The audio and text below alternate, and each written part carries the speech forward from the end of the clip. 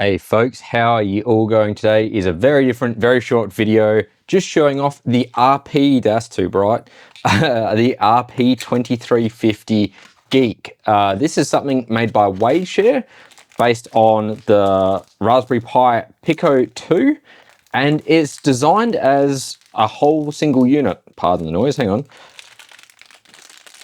that is either an RP2350 if that's what you want to use it for. There you go. Or it can be an integrated debugger, and that's what I want to quickly show you how to use it for today. So this thing has an SD card slot, 16 meg flash built in. It's got some pins exposed here that it comes with the cables for, so you can get plugged straight in if need be. It also has the boot button on the bottom there and an awesome little LCD screen. So it's a very contained, functional, useful unit. And if I find my USB cable, when you first plug it in, you'll see they've just got some demo code on there. So if we put this in here, it's never the right way up the first time, is it?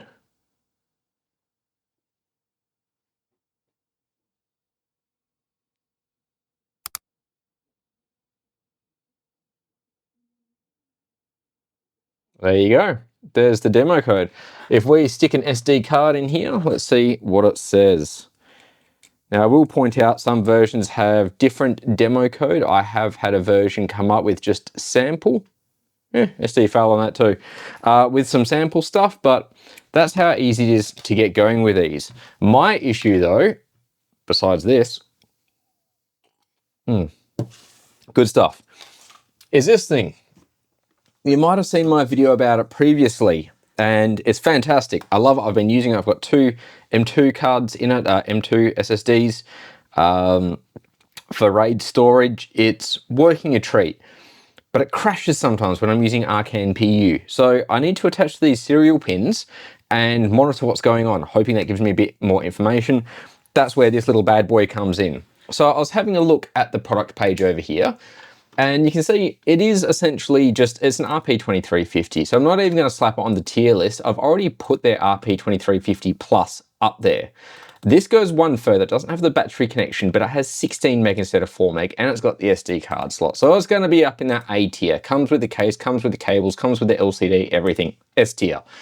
Now you can see it's designed with those interfaces, so it can essentially act as a debugger for any product you might want to debug with. There is, of course, the official Pico debug tool, and that's basically what it is. It is, no, there we go.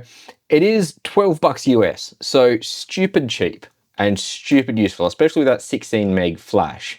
But what you can do, you see they've got a whole pile of example code here, including C and MicroPython, which is really handy, including the display, including everything you might need. But what we really want to do with it is debug. That's all I really care about.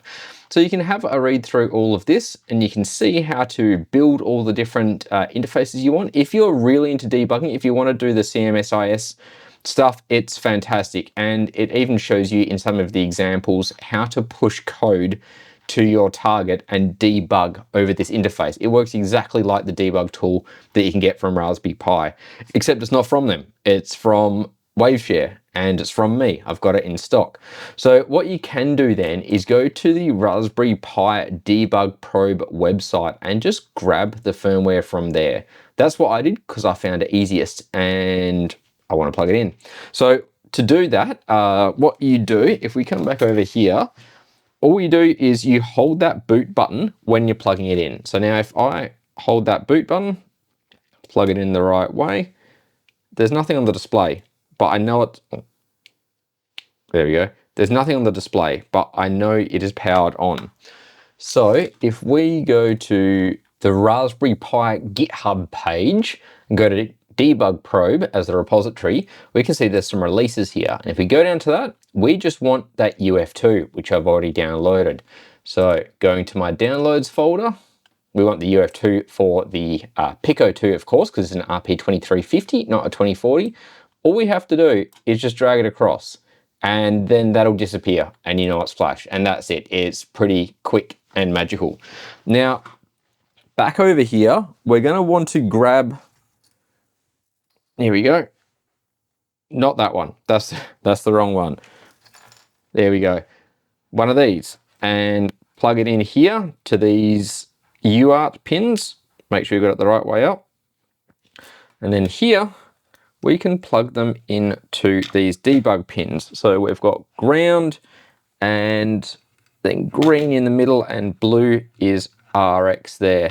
That's pretty much it. Once that's plugged in, that is your serial connection. This is acting like a serial connection now. Essentially, it's a debug probe.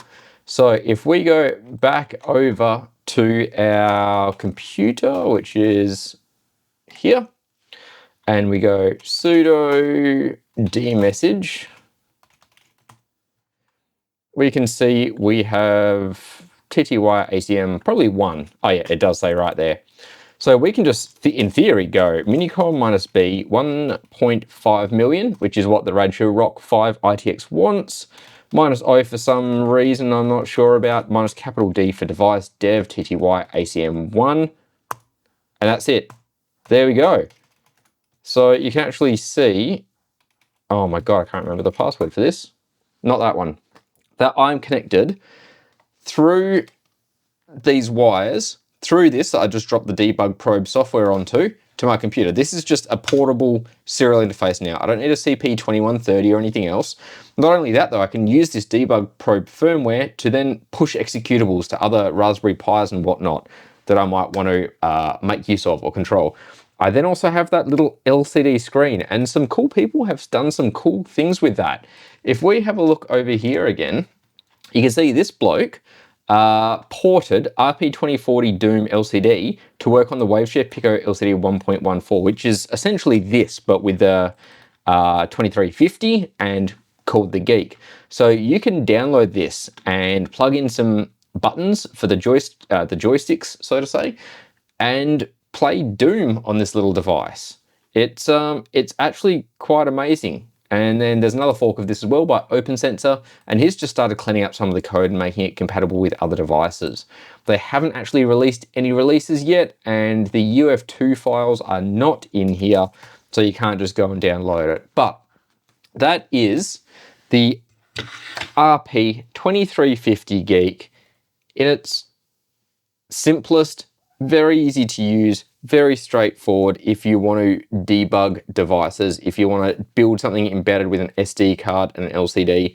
I've got them in stock. Heaps of people have them in stock. They're cheap as chips and they're good fun.